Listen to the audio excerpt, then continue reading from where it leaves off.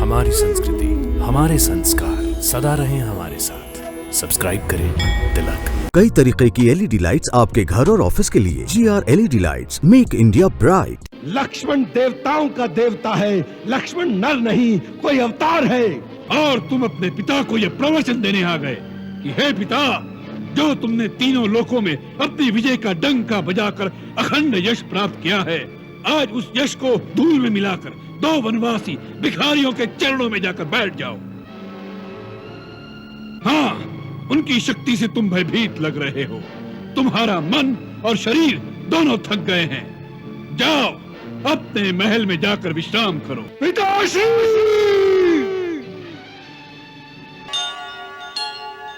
पिताश्री, मैंने उसी के लिए इतने दिनों से यम अस्त्र बचाकर रखा हुआ था।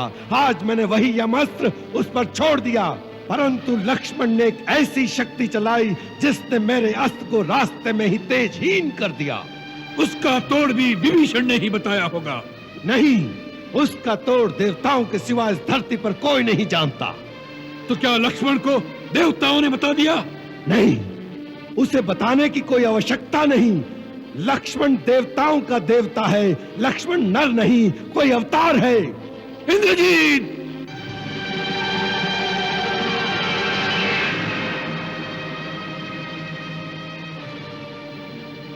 इंद्रजीत, यह भाषा तुम बोल रहे हो या लक्ष्मण ने तुम पर कोई सम्मोहन अस्त्र चलाकर तुम्हारी मति को भ्रम में डाल दिया है, या लक्ष्मण के बाणों से पीड़ित होकर तुम युद्ध से भाग आए हो?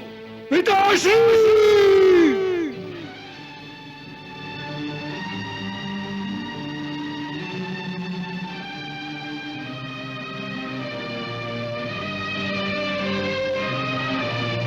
क्षमा करे महाराज, परंतु मुझे कोई कायर कहे, इस बात को मैं सह नहीं सका। पिताश्री, मैं कायरतावश नहीं आया हूं, एक पुत्र की भांति अपना कर्तव्य निभाने आया हूं।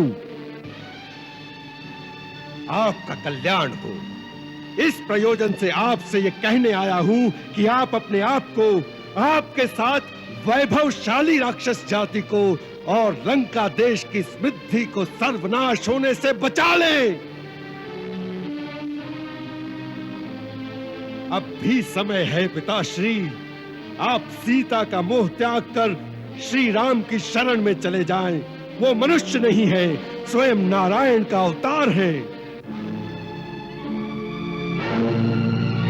तुम्हारी मति मारी गई है इंद्रजीत, जो इस प्रकार स्त्रियों की भांति अनर्गल प्रलाप करने लगे। यह वीरों की भाषा नहीं।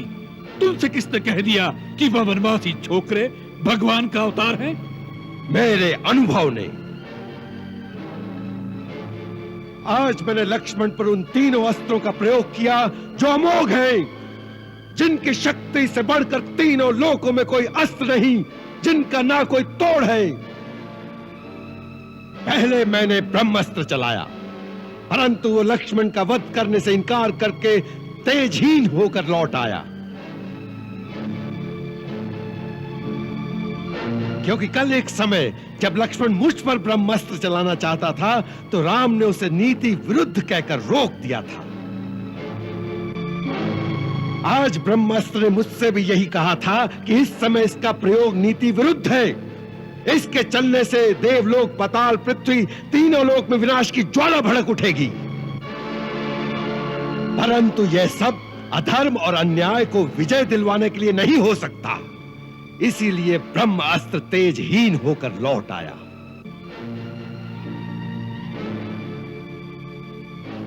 फिर मैंने शिव का त्रिनेत्रधारी पाशुपात अस्त्र चलाया, परंतु वो लक्ष्मण को प्रणाम करके लुप्त हो गया।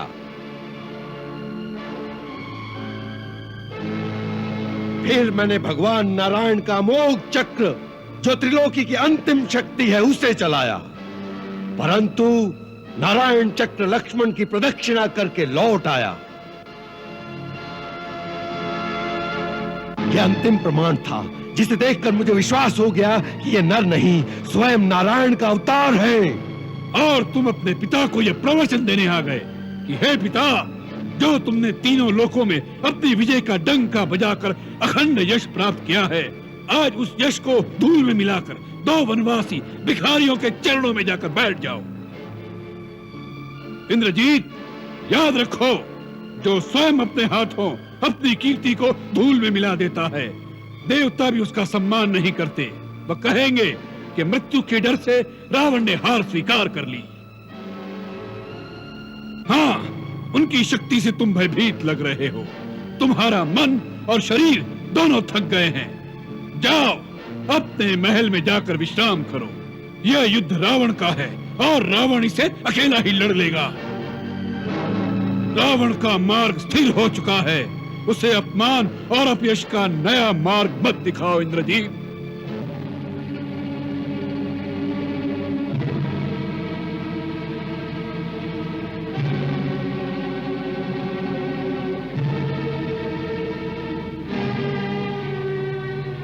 क्षमा करें पिताश्री, मैं आपके अपमान के लिए नहीं, केवल आपके कल्याण के लिए ही ये बात करने आया हूं। जहां तक मेरा संबंध है, मैंने युद्ध शुरू कर दिया है। अब यहां से भागकर भगवान की शरण में जाने से भी अब यश ही मिलता है। इसलिए मैं एक वीर की भांति भगवान के हाथों मरने जाऊंगा।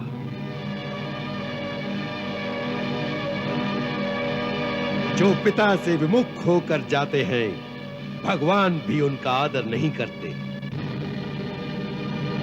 इस समय मेरा स्थान राजमहल में नहीं, केवल युद्ध भूमि में है। यदि राम मुझे तीनों लोगों का राज्य भी प्रदान कर दे, तो भी मैं युद्ध से भागे हुए कायर की संज्ञा लेकर जीवित नहीं रहना चाहता, क्योंकि मेरी आत्मा ही मेरा सम्मान नहीं करेगी तो दूसरे क्या करेंगे। मुझे आशीर्वाद दीजिए कि यदि मेरी मृत्यु भी लिखी है, तो मैं एक वीर की भांति अपनी आन के साथ इस प्रकार मरूं कि राम भी मेरी वीरता की प्रशंसा में नतमस्तक हो जाएं।